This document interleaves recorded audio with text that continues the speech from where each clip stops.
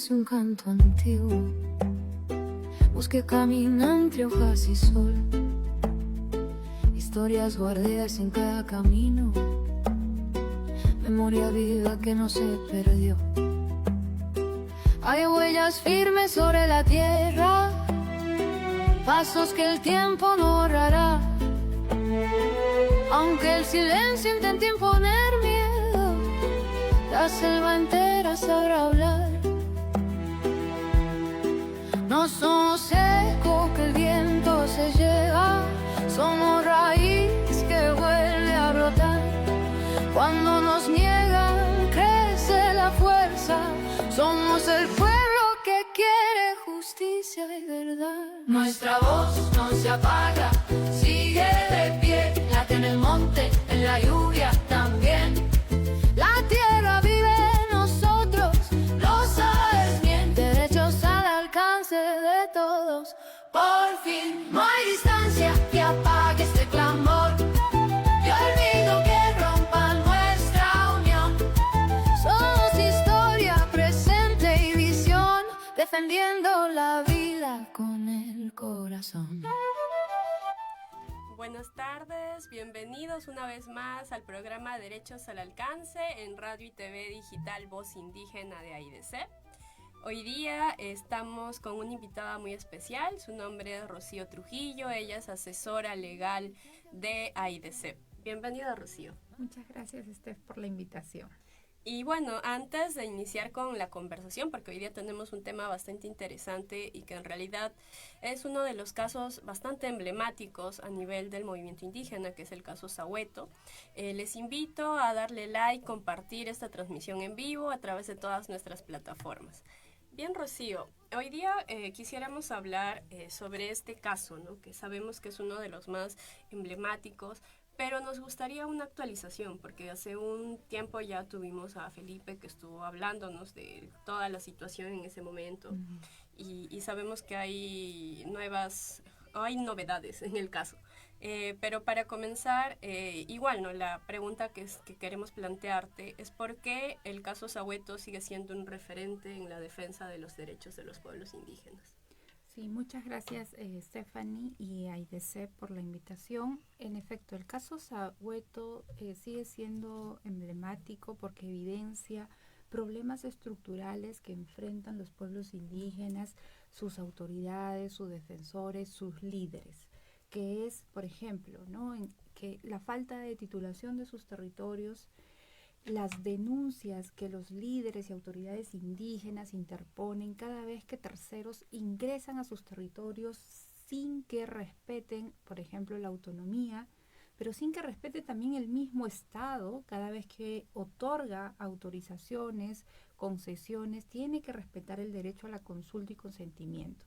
Sin embargo, a pesar de que el Estado peruano ha firmado el convenio 169 de la OIT, vigente para el Estado peruano desde el 2 de febrero de 1995, ya varias décadas, lamentablemente sigue incumpliendo esta obligación. ¿Y qué genera esto? Primero, genera que los terceros ingresen a territorios sin respetar, que el Estado tampoco no consulte, y lo peor es que frente a estas denuncias que interponen las autoridades, líderes indígenas, pidiendo al Estado el apoyo, lamentablemente estas denuncias nunca son atendidas.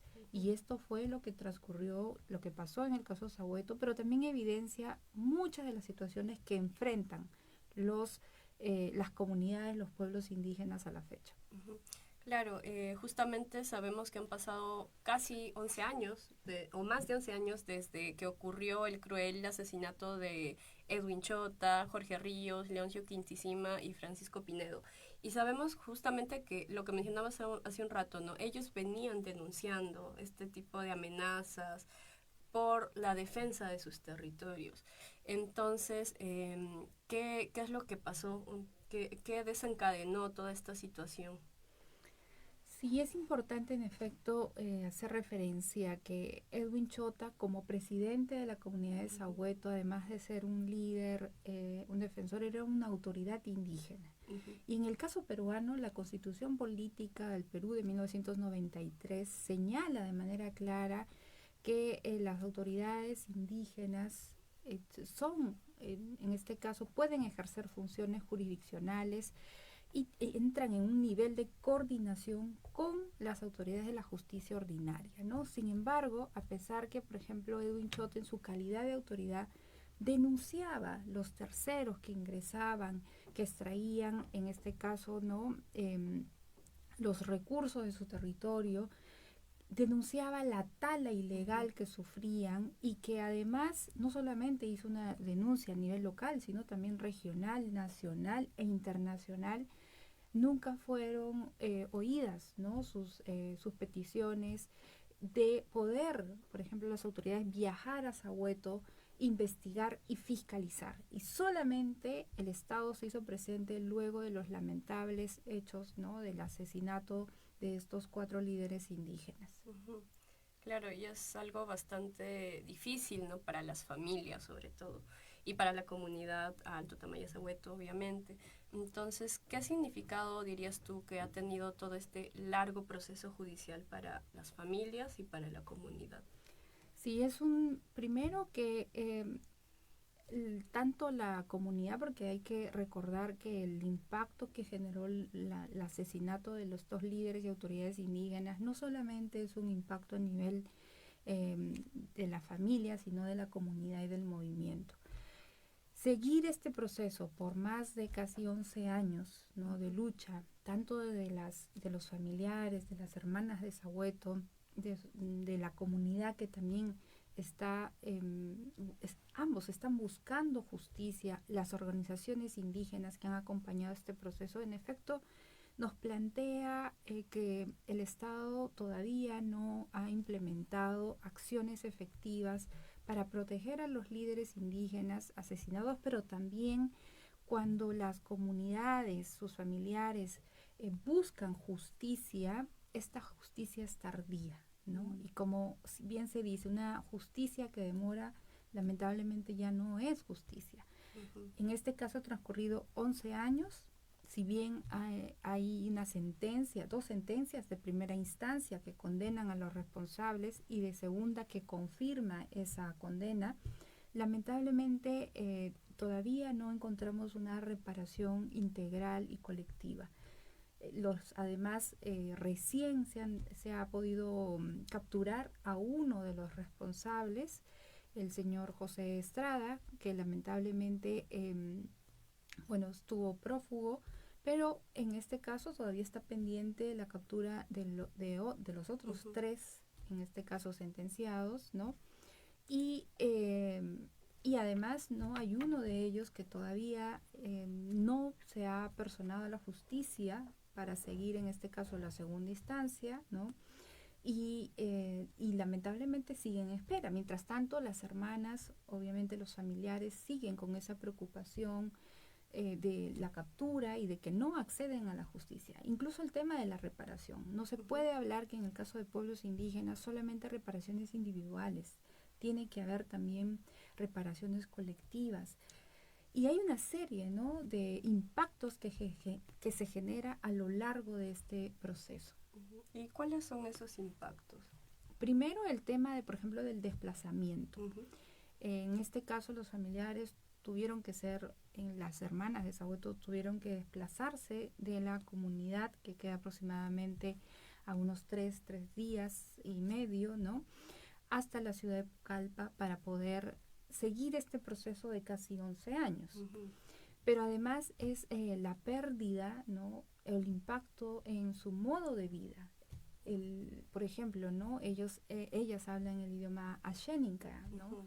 El cómo es que ahora, ¿no? ellos están, de alguna forma, ven a sus futuras generaciones, ¿no? en un espacio que no es su territorio. Y además el tema de la dependencia económica, ¿no? ¿Por qué? Porque en su comunidad, por ejemplo, ellos pueden ir a cazar, siembran, ¿no? en sus chacras, pero lamentablemente toda esa forma de vida queda limitada y restringida en el caso de cuando estos pueblos se tienen que trasladar o las familiares se tienen que trasladar a la ciudad, ¿no? Claro, y es bastante fuerte el cambio, ¿no?, que se vive cuando, en este caso, las familias han tenido que salir, se han perdido también todas las conexiones con su territorio, con sus, con otros miembros de la comunidad quizá. Y nos puedes comentar, ya cambiando de tema, ¿cuál ha sido el papel de AIDESEP, ¿no?, en tanto en todo este caso, en todo este juicio que ha durado mucho tiempo? ¿Cuál ha sido el papel importante que ha jugado AIDESEP? AIDESEP, como una organización indígena que tiene una estructura orgánica, lo que ayuda mucho es, por ejemplo, visibilizar estos casos que de alguna forma generan un precedente, pero también es un ejemplo de lucha y resistencia. Uh-huh. El hecho de que se tenga a AIDESEP como organización indígena que lidera este caso, obviamente, ¿no?, el lado de las hermanas, el lado de la comunidad nos permite de alguna forma también que este impacto que generan las economías, por ejemplo, o el hecho de, sabemos que hay mucha corrupción en estos temas, ¿no?, nos ayuda también a un equilibrio de poderes, ¿no? Claro. Estamos frente a organizaciones, cada vez las economías ilegales van aumentando, sumado a estas normas pro crimen que ha sacado el Congreso, ¿no? Lo que hace de alguna forma AIDESEP es visibilizar esta situación, pero también en distintos espacios en la cual AIDESEP participa a nivel nacional, a nivel internacional, puede de alguna forma, ¿no?, denunciar estos hechos, como por ejemplo la falta de acceso a la justicia, la justicia tardía, una serie de irregularidades que hubieron, ¿no?, en el proceso, las amenazas que también, por ejemplo, las hermanas han sufrido a lo largo de estos 11 años, pero además también visibilizar, como señalaba, que no es solamente el impacto a la familia, sino a la comunidad, al movimiento, ¿no? Uh-huh. El que asesinen a un líder, a una autoridad, genera impactos colectivos, no solamente individuales. Y como AIDESEP, ¿no?, se ha participado en distintos, por ejemplo, espacios a nivel de la Comisión Interamericana de Derechos Humanos, en la COP, llevando este caso como un caso emblemático para que estos hechos no se repitan. Uh-huh. Claro que sí. ¿Y cuál ha sido, desde la perspectiva de AIDESEP, cuál consideras que ha sido el principal obstáculo o obstáculos justamente para alcanzar estas sentencias, estas 2 sentencias que mencionabas? El primero creo que ha sido el tema del proceso, que en este caso ha durado más de 11 años. Ya propiamente como AIDESEP se llegó a fortalecer al equipo legal que anteriormente asumió el caso, y luego ya el equipo legal de AIDESEP asumió la defensa, ¿no? Uh-huh. Y eso nos permitía, por ejemplo, en las audiencias tener mayor posibilidad, ¿no?, de brindar los argumentos jurídicos en el proceso judicial, ¿no? No solamente, y creo que eso también es una experiencia, ¿no?, para los demás colegas de las demás organizaciones que vienen litigando y defendiendo a defensores indígenas, es no solamente debemos enfocarnos en el tema penal, sino también es importante resaltar los derechos de los pueblos indígenas, ¿no? Cuando estamos hablando, por ejemplo, de la afectación a los territorios indígenas, tener en cuenta, ¿no?, qué señala el marco jurídico, que no solamente la presencia de terceros genera impactos, ¿no?, ambientales, sino también sociales, culturales. Y creo que AIDESEP en ese sentido ha permitido que este proceso, que ha durado, como decía, 11 años, permita que también los jueces puedan entender, ¿no?, que cuando hablamos de defensores indígenas asesinados por la defensa de su territorio, tienen que tener en cuenta ese marco jurídico que establece el derecho al territorio, como lo señala el convenio 169 de la OIT en sus artículos 13 y 14. Por un lado eso, pero también visibilizar los problemas estructurales, que es, por ejemplo, si es que el Estado no procede a titular los territorios de los pueblos indígenas, lamentablemente vamos a continuar con estos impactos que generan las economías ilegales, pero también concesiones que el Estado brinda dentro de los territorios de los pueblos indígenas sin respetar el derecho a la consulta y al consentimiento. Claro, y bueno, la última pregunta de este bloque es en relación a lo que acabas de mencionar, ¿no? Sabemos que en la actualidad hay bastantes amenazas en los territorios, hay, como mencionabas, leyes pro crimen impulsadas por el mismo legislativo, por el poder ejecutivo también. Entonces, ¿cuáles consideras cuál es la situación de los defensores indígenas actualmente? Lamentablemente, las amenazas contra los defensores indígenas siguen en incremento. Y estas normas que ha dado el Congreso, ¿no? Como por ejemplo la ley Reinfo, la ley también antiforestal, también se ha flexibilizado la persecución del crimen organizado y una serie de normas. Lo que hace es incrementar esta amenaza a la vida y la integridad de los defensores. Y además vemos, ¿no?, que el mecanismo que tiene el Estado, que es el mecanismo intersectorial para los defensores de derechos humanos, si bien hay una iniciativa de poder proteger, de determinar ciertas medidas, esas no son suficientes. Y eso lo que genera en efecto es que muchos de los defensores indígenas además también señalan, bueno, voy a presentar mi solicitud de que se me está amenazando, sin embargo no hay medidas efectivas. ¿Debido a qué?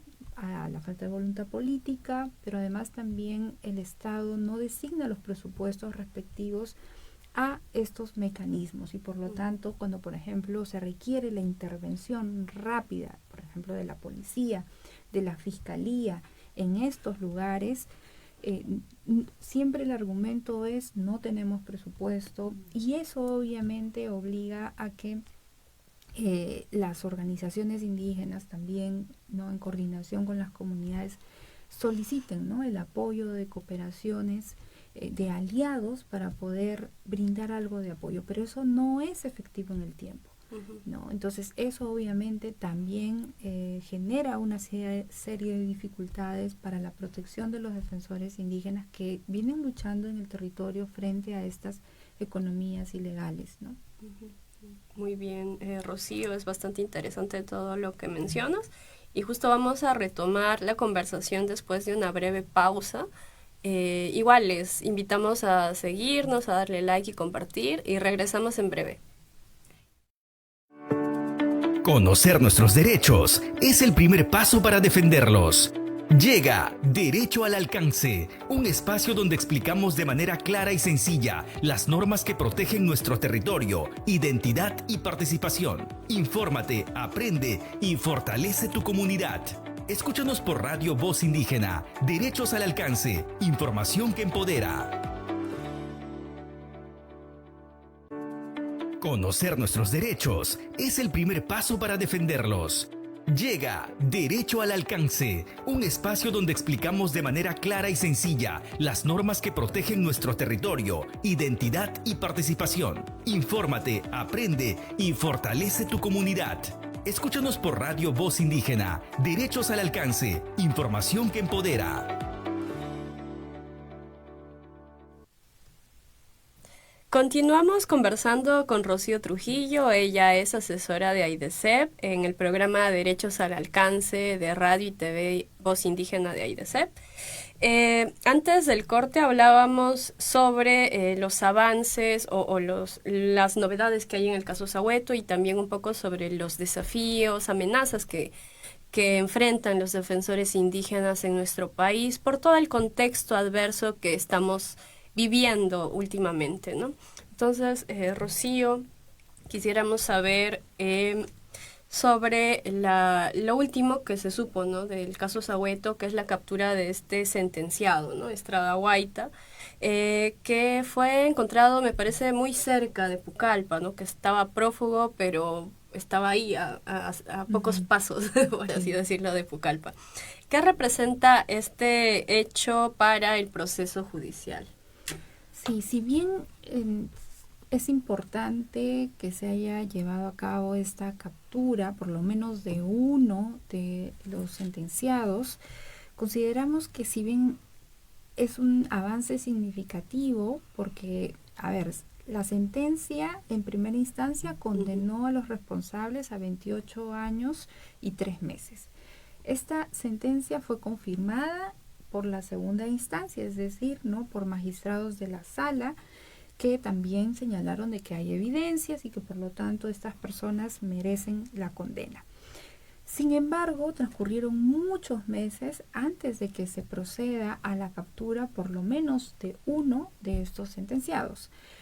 Ahora, cabe precisar que también fue gracias a la incidencia y a cartas que se remitieron desde las organizaciones indígenas y al pedido de la comunidad y de las hermanas de Sahueto que se logró que estas personas estuvieran en el registro de las personas más buscadas. Y eso también es un trámite que se realiza o un pedido que se realiza en el Ministerio, ¿no?, en este caso del Interior. Y luego de que hay una comisión que revisa y en efecto cumplen ciertos requisitos, es que se señala que, bueno, se recomienda y por lo tanto hay una resolución por el cual los incluye a estas personas en la lista de los más buscados. Si no hubiera habido esta incidencia, lamentablemente ellos seguirían sin estar en esta lista y obviamente dificultaría más la búsqueda.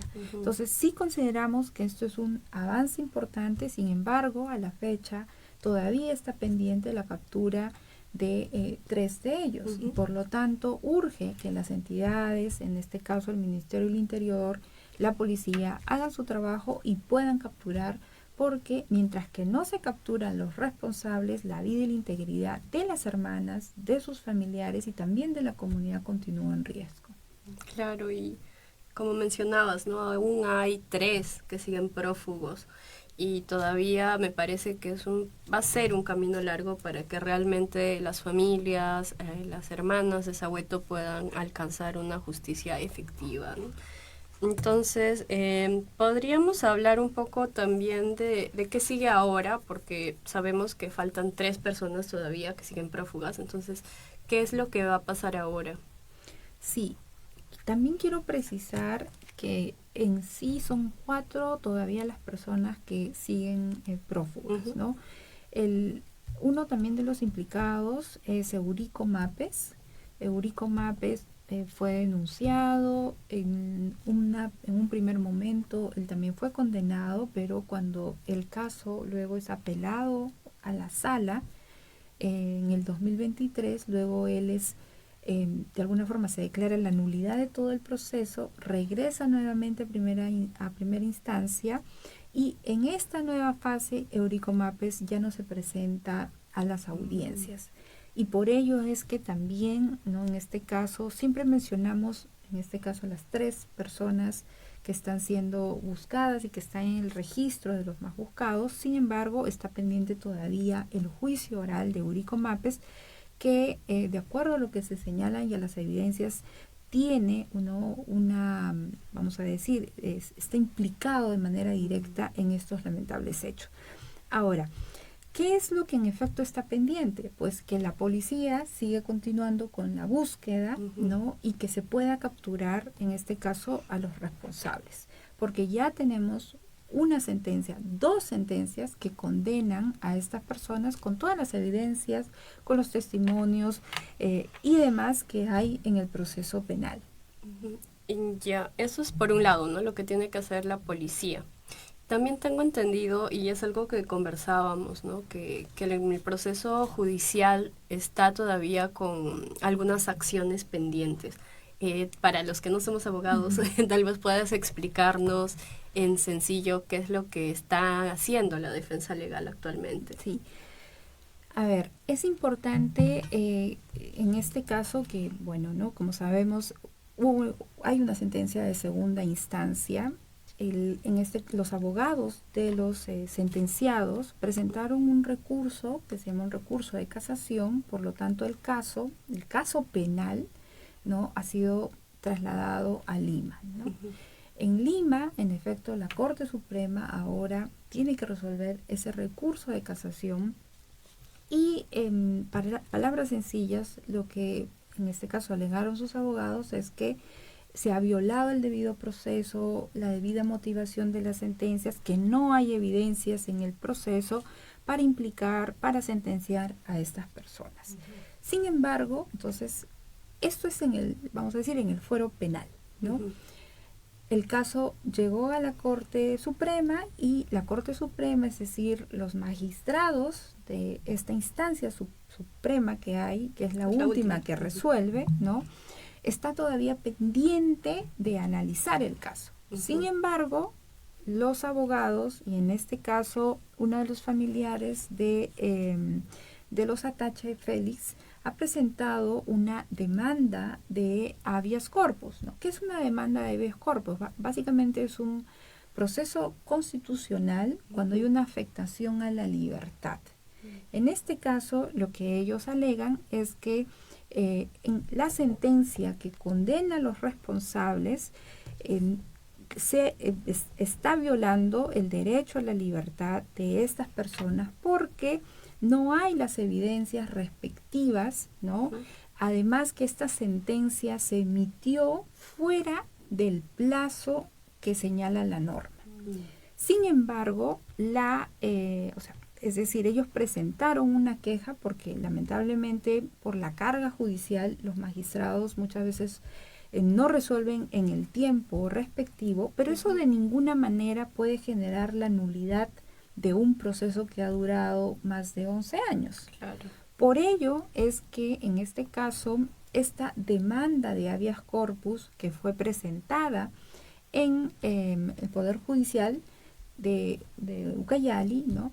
Los jueces señalaron y dijeron, bueno, ustedes tienen que esperar a que se resuelva la acción, en este caso la casación, en la Corte Suprema acá en Lima. En todo caso son dos caminos. Son dos caminos, el penal y el constitucional. En este caso, se tiene que esperar lo que decida en el ámbito, valga la redundancia, en lo penal, para que recién se pueda intervenir en el lado constitucional. Más aún porque si a estas personas se les hay una orden de captura, es porque ha habido un proceso donde jueces han determinado, luego de la evaluación de análisis, testimonios, peritajes, la responsabilidad de estos señores.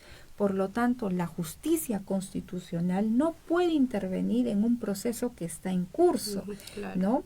Entonces, eso creo que ha sido importante que los magistrados, en este caso del Poder Judicial de Ucayali, que están viendo esta acción, porque en primera instancia rechazaron ese pedido, esa solicitud que hizo, en este caso el abogado, para que se declare la nulidad de las dos sentencias. En todo caso, lo que quieren es anular las sentencias. Lo que quieren es anular la sentencia y en consecuencia también la condena, ¿no? Y demandan en este caso a todos los magistrados, tanto de primera como de segunda instancia. Por ello, también como AIDESEP nos hemos, y como abogadas de las hermanas, nos hemos constituido en este proceso para apoyar, para fortalecer los argumentos y además porque en este caso el Tribunal Constitucional ya señaló que cuando están pendientes causas penales como estas, ¿no? Que todavía la Corte Suprema va a tener que evaluar, el juez constitucional no puede interferir. Entonces, en base a esa jurisprudencia es que la sala, en este caso la sala que está viendo el proceso, ha declarado improcedente el pedido de este abogado que lo que quiere es anular ambas sentencias. En todo caso, se podría decir que es como algún tipo de maniobra. Sí, para nosotros, y además ha sido esto de público conocimiento, incluso en el proceso penal, los abogados intentaron en varios momentos quebrar el proceso. Tan es así que incluso los magistrados le impusieron multas, ¿no? Porque ellos en una forma, ¿no?, de desacato se levantaron de una audiencia y salieron alegando, ¿no?, que había una parcialidad de parte de los magistrados, lo cual obviamente estas audiencias son de público conocimiento, se ha visibilizado, ¿no?, en distintos medios, hay también cooperación que está siguiendo este caso y definitivamente ha sido un proceso largo en el juicio oral, pero que ha permitido de alguna forma a los abogados, en este caso ya de los sentenciados, a presentar los medios respectivos, los cuales fueron rechazados y en el marco de un debido proceso, ¿no?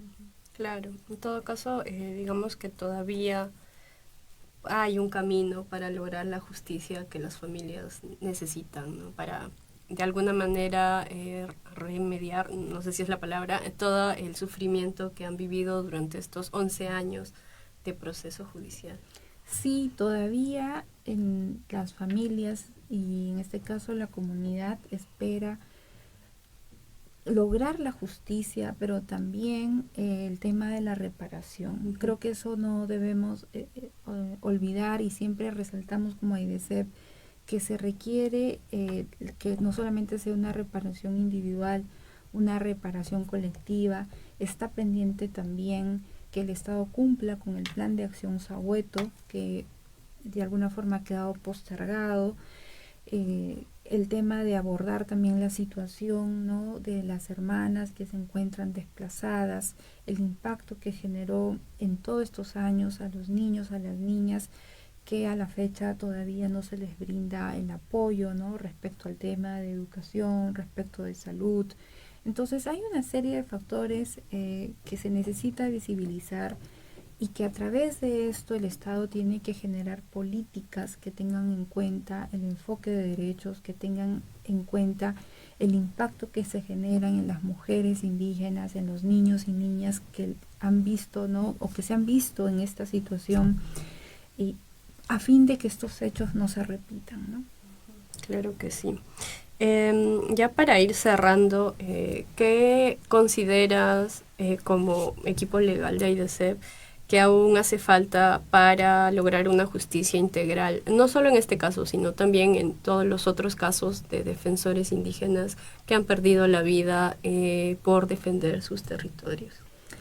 Sí, creo que es muy importante, y es seguir fortaleciendo, en este caso, más bien dicho, seguir visibilizando, ¿no?, este impacto colectivo que generan esta situación cuando estamos hablando de defensores indígenas, pero a su vez también el hecho de fortalecer a las comunidades en sus derechos.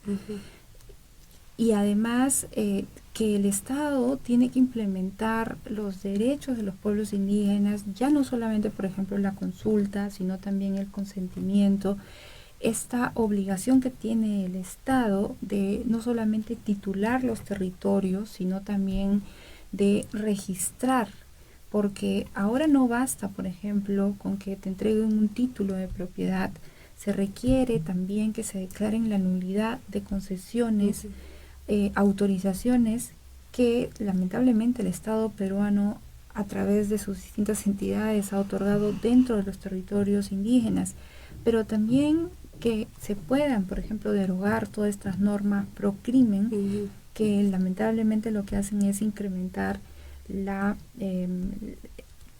riesgo, ¿no?, a los defensores, a los miembros de las comunidades, a los pueblos indígenas, y que tengamos una justicia que no tarde, pues 11 años. Tenemos todavía en la lista más de 36 defensores indígenas asesinados. Muchas veces estas denuncias nunca son atendidas por el Estado.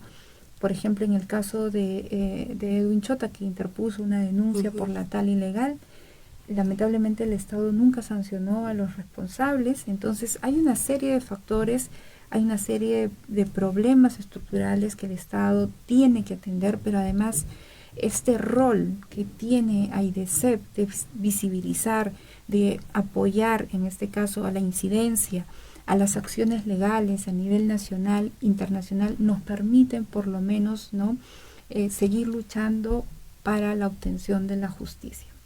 Muy importante lo que acabas de mencionar. Y finalmente, ¿qué mensaje breve quisieras compartir con las personas que nos están viendo y también con las comunidades y en general con la ciudadanía? Creo que es importante seguir difundiendo los derechos de los pueblos indígenas, porque eso nos permite también frente a terceros, ¿no?, señalar, estos son mis derechos, también saber cuáles son los canales para denunciarlos. Y yo creo que el tema de la educación, ¿no?, que a través de las organizaciones se pueda seguir llegando a estos espacios para difundir los derechos de los pueblos indígenas. Muchas gracias, Rocío, por acompañarnos hoy día en la cabina, y muchas gracias a todas las personas que también han estado con nosotros. Hemos estado en el programa Derechos al Alcance de Radio y TV Digital Voz Indígena. En la conducción, Stephanie Cadenillas, y en la producción, Aldaira Rece y Elvio Cairuna. Nos vemos en el siguiente programa.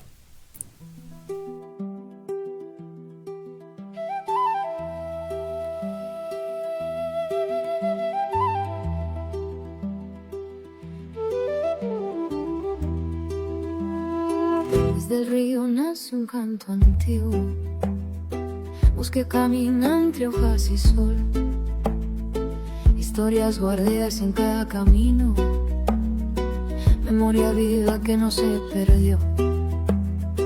Hay huellas firmes sobre la tierra, pasos que el